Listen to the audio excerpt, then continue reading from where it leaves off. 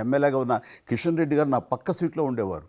ఇటు పక్క ఇంకొకరు జయప్రకాష్ నారాయణ గారు ఆయన, ఇటు పక్క చంద్రబాబు నాయుడు గారు, మరో పక్క ఏమో వైఎస్ఆర్ అందరూ ఉండేవాళ్ళు. వీళ్ళందరూ మాట్లాడుతుంటే, వీళ్ళందరూ రాజకీయ ఉద్దండులు మాట్లాడుతుంటే అందరిని చూస్తుండేవాడిని.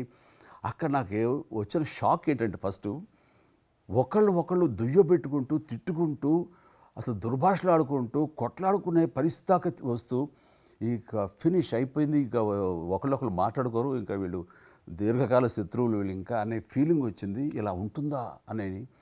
బట్ దానికి విరుద్ధంగా నేను అసెంబ్లీ అయిపోగానే కారులో నడుచుకెళ్తుంటే ఎవరైతే ఇద్దరు తిట్టుకున్నారో, ఒకరొకరు దూషించుకున్నారో వాళ్ళు భుజమే చేసుకుని, ఏంది భయ్యా నువ్వు అలా అన్నావు, నువ్వు అనలేదు భయ్యా, అరే నా నాయకుడు చూస్తున్నాడు అనకపోతే బాగుండదని ఇట్లా అంటుంటే నాకు షాక్ తిన్నాను. చాలా ఆశ్చర్యపోయేవాడిని, ఇదే ఇలా ఉంటుందా.